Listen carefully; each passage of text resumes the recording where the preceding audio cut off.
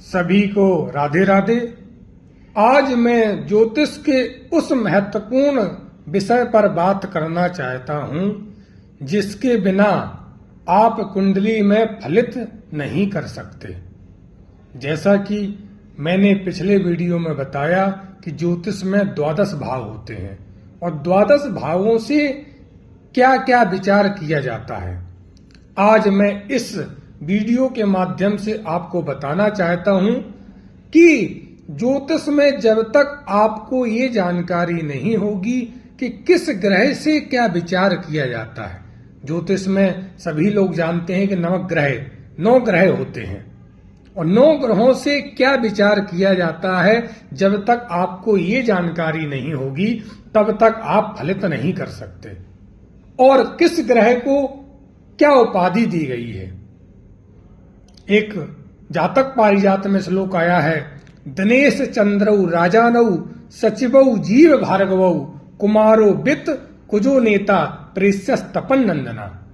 सूर्य और चंद्र राजा ग्रह हैं और सचिवौ जीव भार्गवौ, जो हमारे देवगुरु बृहस्पति हैं वह सचिव हैं और जो भार्गव है शुक्र ग्रह है वो भी हमारा सचिव है। और कुमारो वित्त, हमारे वित्त कहते हैं बुध को, जो बुध है उसको कुमार की उपाधि दी गई है। कुजो नेता, जो हमारा मंगल है उसको सेनापति बताया गया है।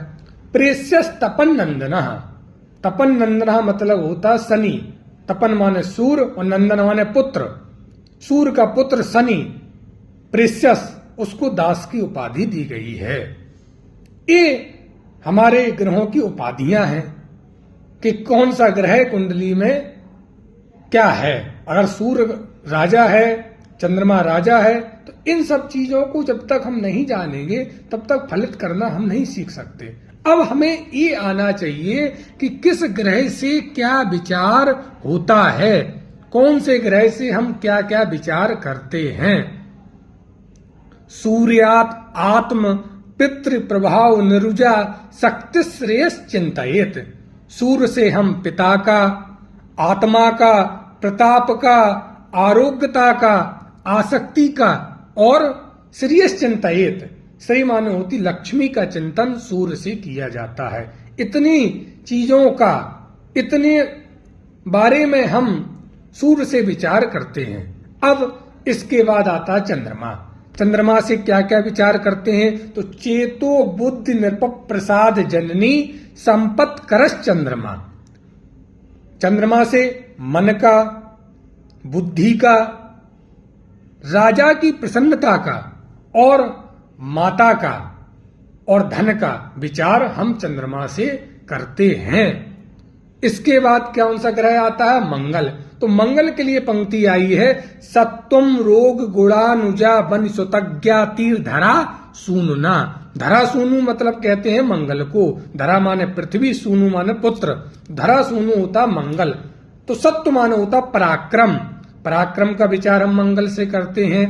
रोग का विचार हम मंगल से करते हैं। गुण का विचार हम मंगल से करते हैं। भाई का विचार हम मंगल से करते हैं। भूमि का विचार हम मंगल से करते हैं। शत्रु का विचार हम मंगल से करते हैं और जाति का भी विचार हम मंगल से करते हैं। इसके बाद कौन सा ग्रह आता है, इसके बाद ग्रह आता है बुध। बुध से हम क्या क्या विचार करते हैं, विद्या, बंधु, विवेक, मातुल, सुहृत, कर्म कृत बोधना। हम विद्या का, बंधु का, विवेक का, मामा का विचार हम बुध से ही करते हैं। मित्र का, हमारे मित्र कैसे होंगे, अच्छे मित्र होंगे और हमारी दुस्संगति वाले मित्र होंगे, कैसे मित्र होंगे, ये भी हम बुध से विचार करते हैं। और अपनी त्वचा का भी विचार हम बुध से करते हैं, हमारी त्वचा कैसी होगी। इसके बाद आता है देवगुरु बृहस्पति। इनसे क्या क्या विचार किया जाता है, तो देवगुरु बृहस्पति के लिए भी पंक्ति आई है, प्रज्ञा नित्य शरीर पुष्ट तनय ज्ञानानि वागीश्वरात। वागीश्वर कहते हैं हम देवगुरु बृहस्पति को, वागीश्वरात।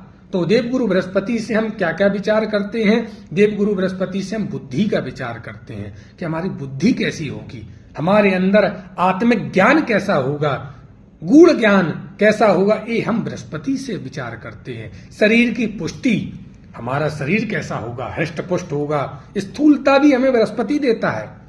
अगर कुंडली में बृहस्पति अच्छा हुआ तो वो भी स्थूलता दे देता है, मोटापा जिसको कहते हैं, तो ये भी बृहस्पति से ही विचार किया जाता है। पुत्र का विचार, यहां तक कि पुत्र का कारक भी बृहस्पति है। जब तक हम ये नहीं जानेंगे कि किससे किस ग्रह का किससे किसका विचार किया है, तब तक फलादेश कैसे सीख सकते हैं। तो बृहस्पति से ही पुत्र का विचार करते हैं और ज्ञान का विचार हम बृहस्पति से करते हैं। इसके बाद आया शुक्र। तो शुक्र के लिए पंक्ति आई है, पत्नी वाहन भूषणानि मदन व्यापार सौख्यम भृगोहो। भृगोहो, भृगु मतलब होता है शुक्र।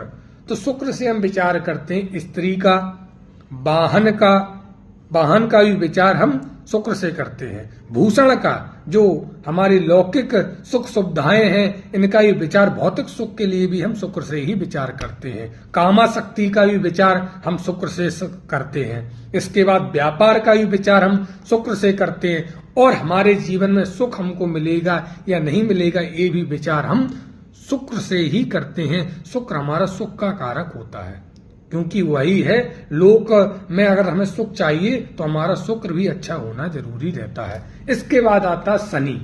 शनि महाराज से हम क्या क्या विचार करते हैं? तो आयुर जीवन मृत्यु कारण विपत संपत प्रदाता शनि।